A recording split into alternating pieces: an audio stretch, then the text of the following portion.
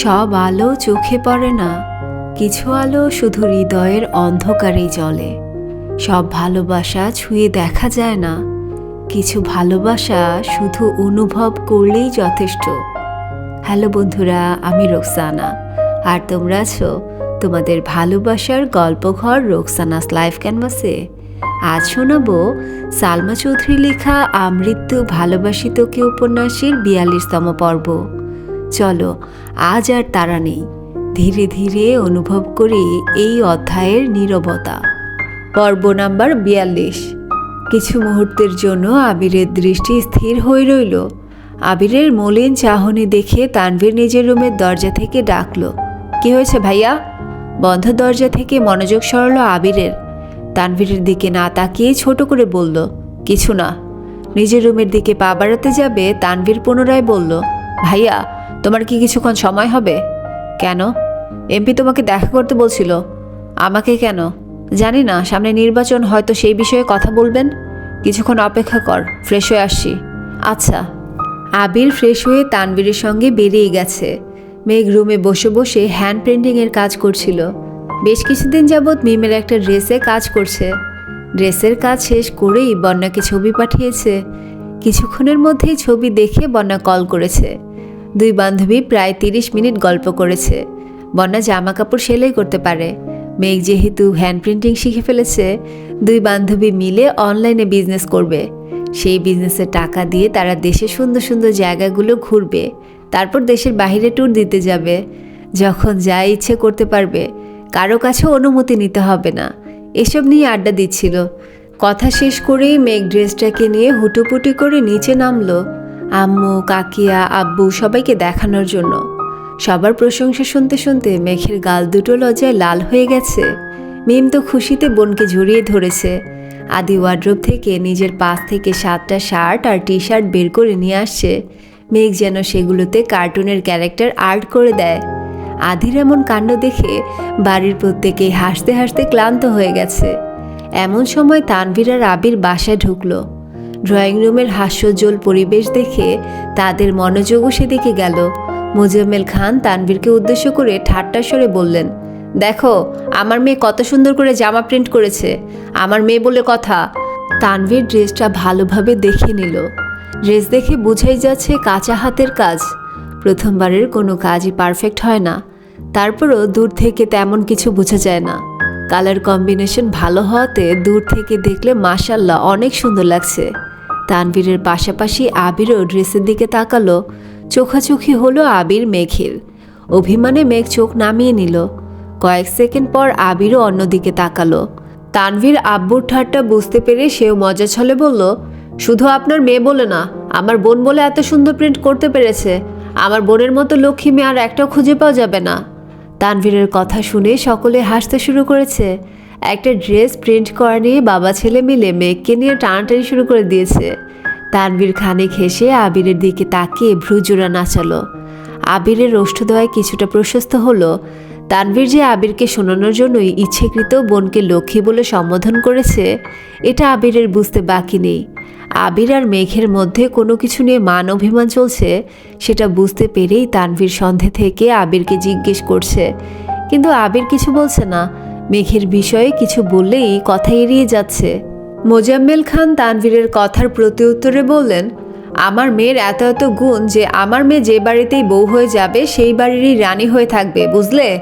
তানভীর দ্বিতীয়বারের মতো আবিরের দিকে তাকিয়ে হালকা কাশি দিয়ে ভ্রু নাচালো। ইশারাতেই যেন প্রশ্ন ছুড়ে দিল আবিরকে, কি রাখবে তো রানীর মতো? তানভীরের মুখে হাসি থাকলেও আবিরের ভুজুগোল কুচকানো। আব্বু চাচুকে সে এক বিন্দু বিশ্বাস করতে পারে না। আজ মজার ছলে বলছেন, কিন্তু দুদিন পর যে তার ব্যবস্থা করতে যাবেন না, তার কি গ্যারান্টি আছে? ভাবতেই আবিরের কলিজা কেঁপে উঠল। আর এক মুহূর্ত দাঁড়ালো না। সিঁড়ি দিয়ে উঠতে উঠতে মালিহা খানকে উদ্দেশ্য করে বললেন, আম্মু খাবার রেডি করো। মেঘ চোখ জোড়া ছোট করে সিঁড়ির পানে চেয়ে আছে। অষ্টাদশীর অভিমানী মনে অভিমানীরা তীব্রভাবে হানা দিয়েছে।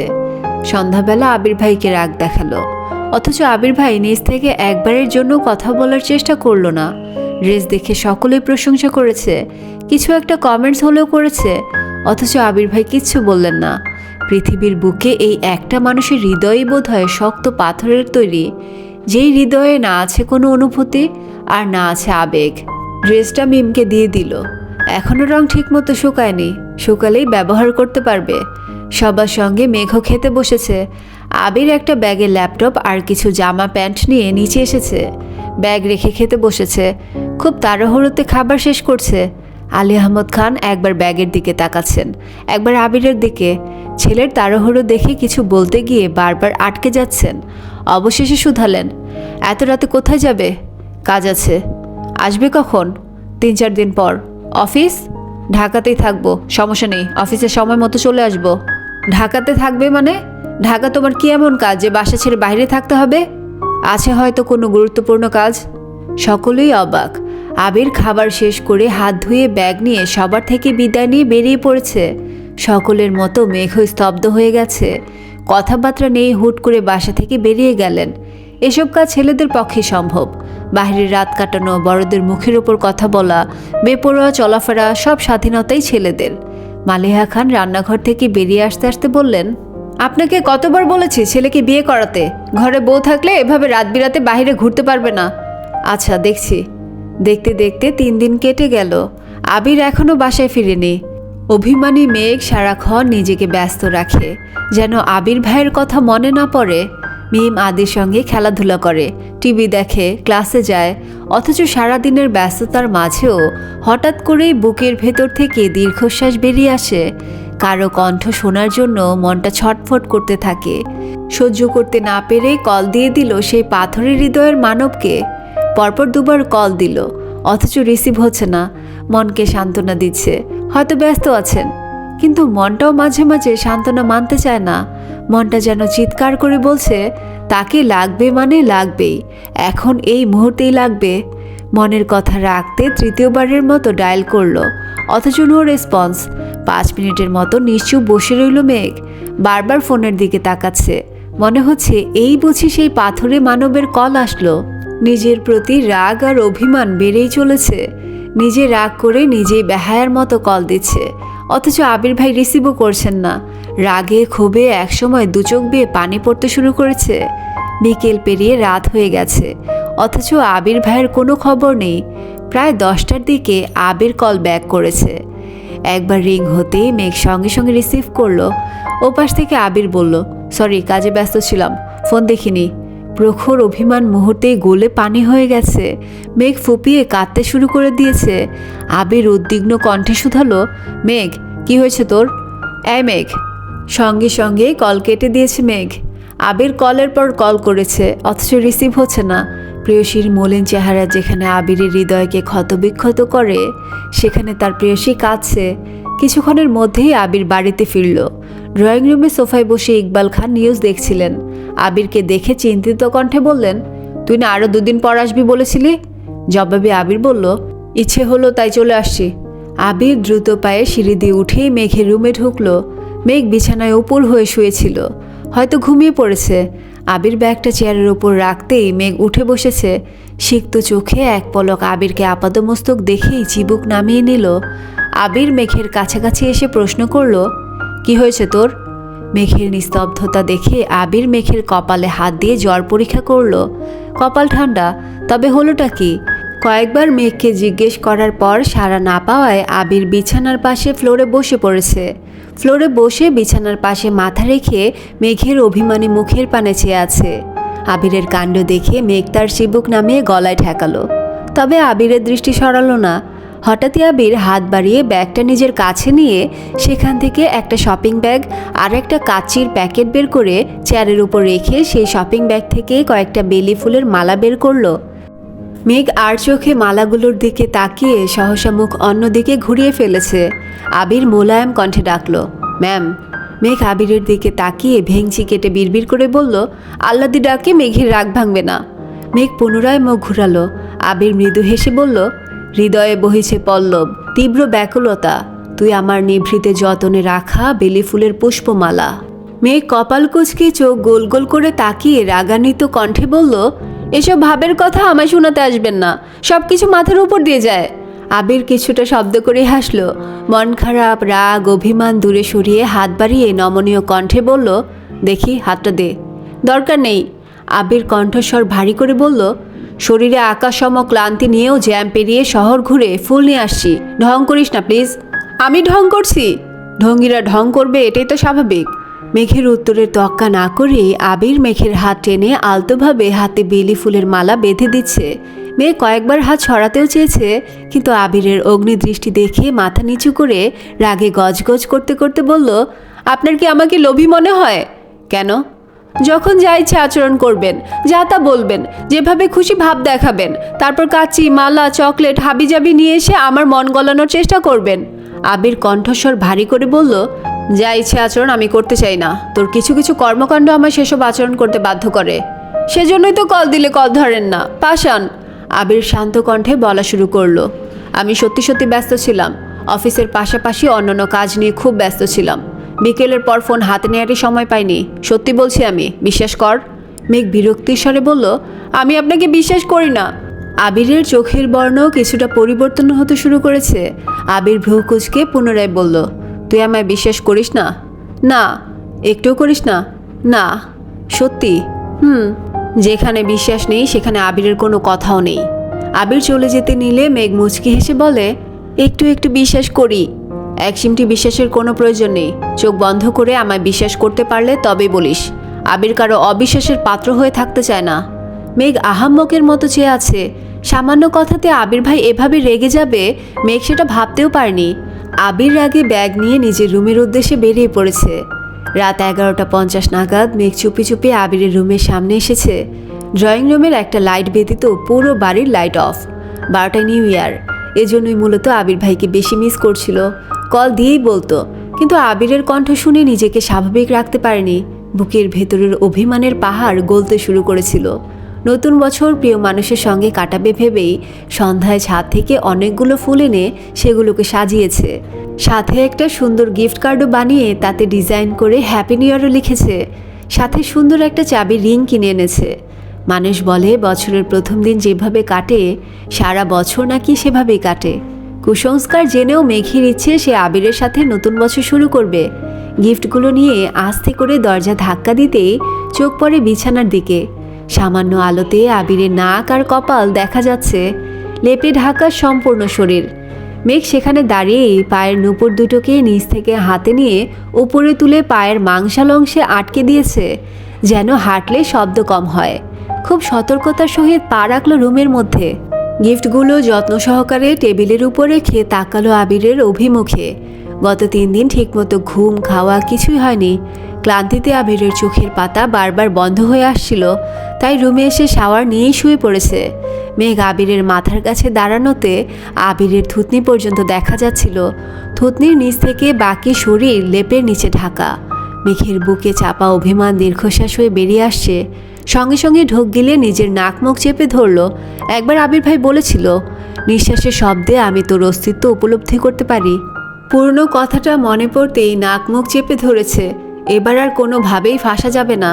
মন বারবার চলে যেতে বলছে, অথচ মেঘ দৃষ্টি সরাতে পারছে না।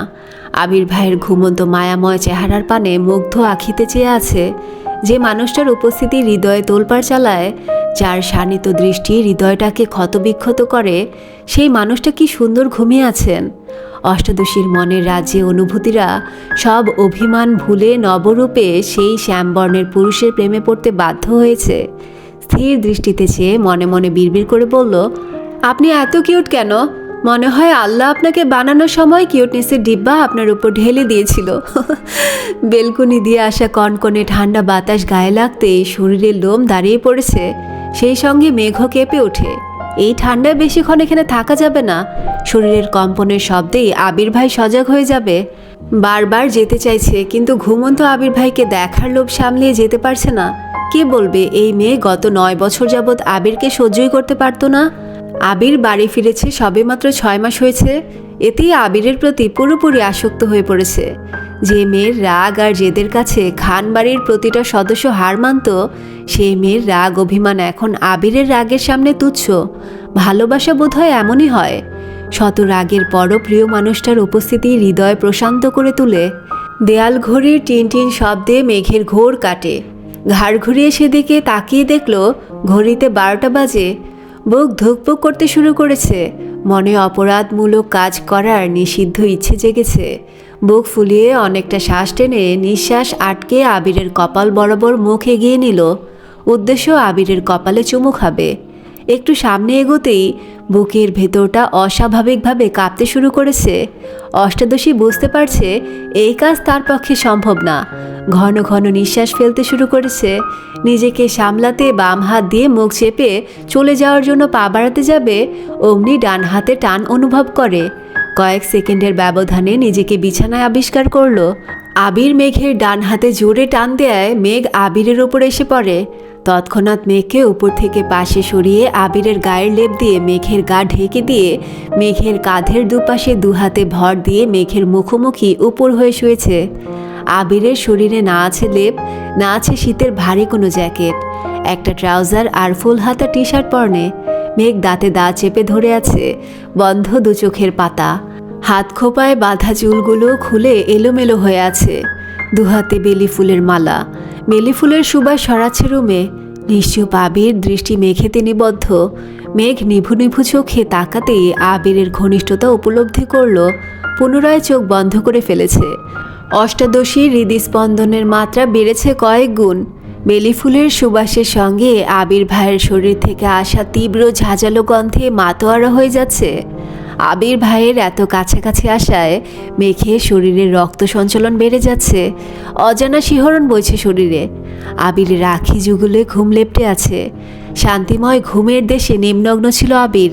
কিন্তু অষ্টাদশীর অনাদেয় কর্মকাণ্ড আবিরের গভীর ঘুমের ব্যাঘাত ঘটিয়েছে। আবির ঘুম ঘুম চোখেই মেঘকে দেখছে। মেঘ কয়েকবার ঢোক গিলে ভয়ে ভয়ে চোখ মেলল। চোখাচোখি হলো আবিরের সঙ্গে। লেপের ভেতর মেঘের শরীর ঘামতে শুরু করেছে। বুকের ভেতর প্রবল ঝড় বইছে। মেঘ চোখ নামিয়ে বলতে চেষ্টা করলো, আমার। আবির এক হাতে শরীরের সম্পূর্ণ ভর ফেলে অন্য হাতের আঙুল দিয়ে মেঘের ঠোঁট স্পর্শ করলো। অমনি মেঘ পাথর বনে গেল। আবিরের দৃষ্টি স্পর্শ কোনো কিছুই আজ স্বাভাবিক নয়। অষ্টাদশীর মস্তিষ্ক জুড়ে চিন্তারা ঘুরপাক খাচ্ছে। কি হতে চলেছে তার সাথে? একদিকে আবির ভাইয়ের কাছে ধরা পড়ার ভয়, অন্যদিকে আবির ভাইয়ের এত কাছে আসা। প্রচণ্ড অস্বস্তিতে ভুগছে মেঘ। দীর্ঘকালীন নীরবতা ভেঙে আবির ঘুম ঘুম কণ্ঠে বলল, নিষেধ অমান্য করার শাস্তি তবে দিতেই হচ্ছে। মেঘ বিপুল চোখে তাকিয়েছে। শরীরের কম্পন তীব্র থেকেও তীব্রতর হচ্ছে। ভয়ে নাক ঘামছে। আবির ঠোঁটের উপর থেকে আঙুল সরিয়ে মেঘের নাকের ঘাম মুছে পুনরায় কাঁধের পাশে হাত রাখল। মেঘের গলা ভার হয়ে আসছে। কথা আটকে যাচ্ছে। জোরপূর্বক বলল, সরি। এসব সরি টরিতে আবিরের মন গলানো সম্ভব না। আগেই সাবধান করেছিলাম, অঘটন ঘটলে আমি দায়ী না। তারপরও কথা মানিসনি। ধ্বংসের দ্বার প্রান্তে এসেছিস। মেঘ ভয়ে ভয়ে বলল, প্লিজ ছাড়ুন। আবির ভ্রুকুচকে বলল, ধরি তো নি, ছাড়বো কেমন করে? সরুন, আমি যাব। এত সহজে তো সরছি না ম্যাম। আপনি অপরাধ করেছেন, শাস্তি আপনাকে পেতেই হবে। মেঘ চোখ বন্ধ করে ফেলেছে। আজ তার সঙ্গে কি হতে চলেছে সে নিজেও জানে না। এদিকে আবির দুহাতে ভর রেখে অষ্টাদশীর মুখোমুখি এগিয়ে যাচ্ছে। দুজোড়া ওষ্ঠের মাঝে শুধু কয়েক সেন্টিমিটারের ব্যবধান। মেঘের চোখ বন্ধ, ক্রমাগত কাঁপছে ওষ্ঠদ্বয়। তখনই আবিরের ফোনের রিংটন বেজে উঠল। রিংটনের শব্দে আবির মেঘের কাছ থেকে সরে শোয়া থেকে উঠে বসল। মেঘের এলোমেলো চুলের নিচে আবিরের ফোন। মেঘ মাথা তুলে হাত বাড়িয়ে ফোনটা হাতে নিয়ে স্ক্রিনে তাকাতেই দেখল মালা নামে সেভ করা নাম্বার থেকে কল আসছে। ফোন এগিয়ে দিল আবিরের দিকে। মেঘের লজ্জায় লজ্জিত মুখমণ্ডল মুহূর্তেই বদলে গেছে। ক্রোধে চোখ দুটো জ্বলছে। মালা নাম দেখে আবির সাইলেন্ট করে ফোন পাশে রেখে দিয়েছে। মালা আপু রাত বিরাতে আবির ভাইকে কল করে। এটা মেঘ সহ্যই করতে পারছে না। গা থেকে লেপ সরিয়ে বিছানা থেকে নামতেই আবির আলতোভাবে মেঘের হাত ধরে। কিন্তু মেঘ রাগে এক ঝটকায় আবিরের হাত ছাড়িয়ে গজগজ করতে করতে রুম থেকে বের হয়ে যাচ্ছে। আবির তপ্তস্বরে বলল, শাস্তিটা তোলা রইল, পরের বার ছাড় দিব না। মেঘ রাগে আবিরের দিকে তাকিয়েছে। দরজাটা ঠাস করে লাগিয়ে রুমে চলে গেছে। মালা আপু আবির ভাইকে পছন্দ করে, হয়তো আবির ভাই পছন্দ করেন না। মিমের বলা ঘটনা যদি সত্যি হয় তবে মালা আপুর হাতে আশিক নাম আবির ভাই লিখিয়েছেন, আর সেই কাজ মেঘের জন্যই করেছেন। মেঘ সবই বুঝতে পারছে, কিন্তু এত রাতে মালা আপুর কল দেয়া সে মেনে নিতে পারছে না। আজ মেঘ দেখেছে বিধায় রাগ করেছে, সবসময় তো সে দেখে না। তবে কি প্রতিদিনই মালা আপুর সঙ্গে আবির ভাইয়ের কথা হয়? মেঘের রাগ বেড়েই চলেছে, মালা আপুর থেকেও আবির ভাইয়ের প্রতি বেশি রাগ হচ্ছে। কেটে গেল কিছুদিন। মেঘ ইদানিং আবির ভাইকে ইগনোর করে চলে। আবির ভাইকে দেখলেই মালা আপুর কথা মনে হয় আর রাগে ফুঁসতে থাকে। আজ সভাপতি নির্বাচন। সভাপতি নির্বাচনের সময় বেশিরভাগ ক্ষেত্রে জনপ্রিয়তাকেই প্রাধান্য দেওয়া হয়, তবে তানভীরদের ক্ষেত্রে বিষয়টা একটু ঝামেলার। যেমন বর্তমান সভাপতি আর তানভীর দুজনের জনপ্রিয়তাই প্রায় সমান সমান, তবে কাজের প্রতি দায়িত্ববোধ, কথা বলার দক্ষতা, জনসাধারণের প্রতি আচরণ এসব ক্ষেত্রে সভাপতির থেকেও তানভীর এগিয়ে আছে। তাছাড়া এমপির পছন্দের প্রার্থীও তানভীর। তানভীর আর আবির দুজনকেই বলেছিল এমপি কথা বলে সরাসরি সভাপতি পদ তানভীরকে দিয়ে দিবে, কিন্তু দু ভাইয়ের কেউই রাজি হয়নি। জিতলে নির্বাচন করেই জিতবে। সকাল সকাল দু ভাই বেরিয়ে গেছে। বাড়ির মহিলারা যেমন দুশ্চিন্তা করছে, তেমনি তানভীরের আব্বু মোজাম্মেল খানও চিন্তায় আছেন। হাজার হোক একমাত্র ছেলে বলে কথা, উপরে যতই রাগ দেখাক না কেন, ছেলে যেই কাজ করছে সেটাতে যেন সফল হতে পারে সেই দোয়াই করছেন তিনি। 2-3 বার আবিরকে কল দিয়ে খবরও নিয়েছেন।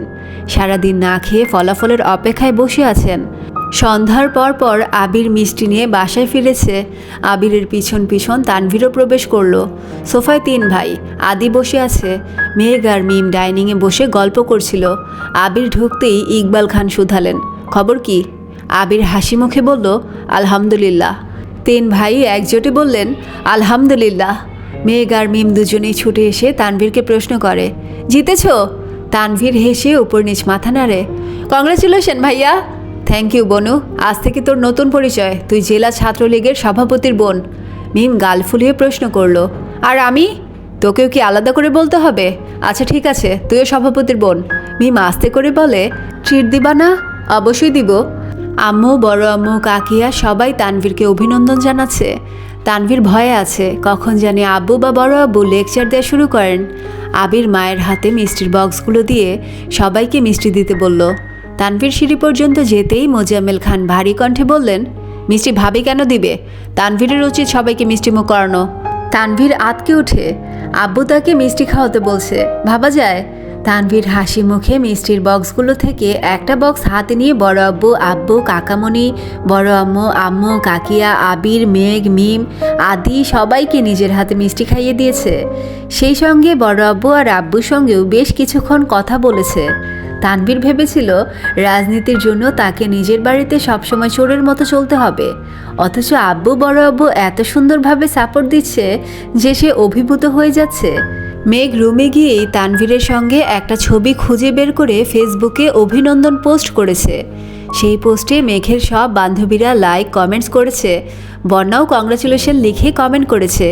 পরক্ষণেই মনে হলো তানভীর ভাইকে কল দেওয়া উচিত, কিন্তু সাহস পাচ্ছে না। কি না কি মনে করে, এসব ভেবে অবশেষে কল করলো। প্রথমবারে রিসিভ হলো না, দ্বিতীয়বার রিসিভ হলো। আসসালামু আলাইকুম। ওয়ালাইকুম আসসালাম। হঠাৎ কি মনে করে কল দিলে? কংগ্রাচুলেশন। তানভীর ঠাট্টা স্বরে বলল, বাবা তুমি আমায় অভিনন্দন জানাবে তা তো কল্পনাও করতে পারছি না। না মানে মনে হলো জানানো উচিত। যাক বাবা, মনে তো হয়েছে, থ্যাংক ইউ সো মাচ। এখন রাখি। শুনো। জি বলুন। আগামীকাল ফ্রি আছো? কেন? ছোটোখাটো একটা ট্রিট দিতাম। শুধু শুধু ট্রিট দেওয়ার কোনো প্রয়োজন নেই। শুনো মেয়ে, ট্রিট দেওয়া কোনো প্রয়োজনের আওতায় পড়ে না, এটা যার যার ইচ্ছে থেকে আসে। বিকেলে কল দিব, রেডি থেকো। শুনেন। বলো। আমি কিন্তু একা যাব না। তো কাকে নিয়ে আসবা? ট্রিট দিলে মেঘার আমাকে একসঙ্গে দিতে হবে, আমি একা যাব না। ঠিক আছে, তোমাদের ক্লাস শেষ হওয়ার আগেই আমি ভার্সিটির সামনে থাকবো। আচ্ছা, আল্লাহ হাফেজ। আল্লাহ হাফেজ। কল কেটেই বন্যা মেঘকে কল দিয়ে সব কিছু জানিয়েছে। মেঘ আর বন্যা দুজনেই আজ সকাল সকাল বেরিয়েছে।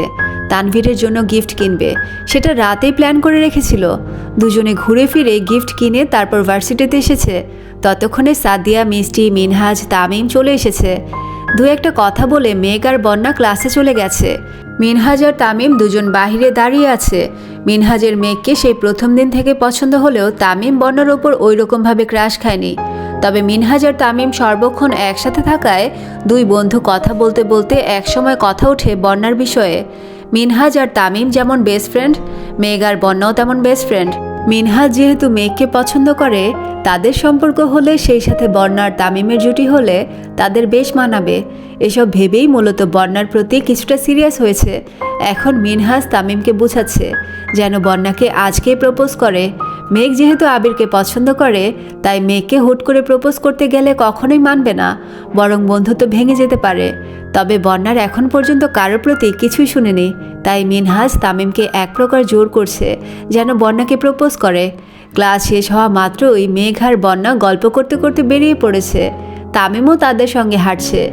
এক সময় তামিম বন্যাকে ডাকলো, দুজনেই থেমে গেল। বন্যা স্বাভাবিক কণ্ঠে জিজ্ঞেস করলো, কিছু বলবি? হ্যাঁ, বল।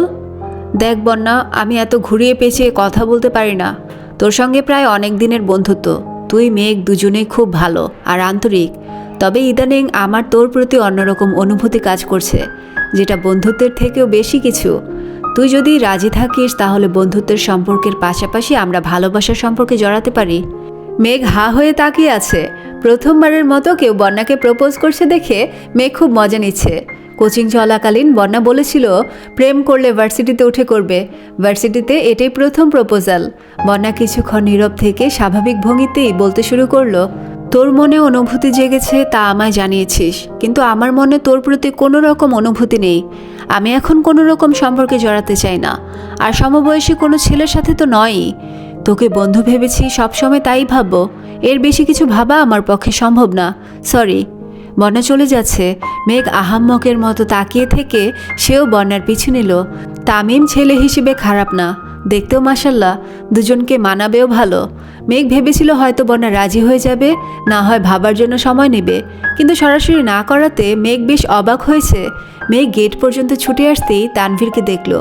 আছে গাড়ি নিয়ে এসেছে। মেঘকে ছুটতে দেখে গম্ভীর কণ্ঠে প্রশ্ন করলো, ছুটছিলি কেন? এমনি। বন্যার চোখে মুখে কিঞ্চিত রাগ। তানভীর দুজনকেই এক পলক দেখে পুনরায় প্রশ্ন করল, কি হয়েছে বনু, কোনো সমস্যা? না না, সমস্যা নেই। বল কি হয়েছে? অ্যাকচুয়ালি আমাদের একটা ফ্রেন্ড বন্যাকে মাত্রই প্রপোজ করেছিল। এই ছিল আজকের আমৃত্যু ভালোবাসি তোকে উপন্যাসের 42তম পর্ব। কিছু ভালোবাসা পাওয়া যায় না, তবু সেগুলো হারিয়েও যায় না, হৃদয়ের কোথাও নীরব আলো হয়ে জ্বলে থাকে। যদি আজকের পর্ব তোমার বুকের ভেতর অল্প একটু আলো জ্বালাতে পারে, তবে লাইক, কমেন্ট, শেয়ার আর সাবস্ক্রাইব করে পাশে থেকো। আজ এখানেই বিদায়। আবার ফিরে আসবো নতুন অধ্যায়, নতুন অনুভূতি নিয়ে। ততক্ষণ পর্যন্ত ভালো থেকো, সুস্থ থেকো, মায়ায় থেকো। আল্লাহ হাফেজ।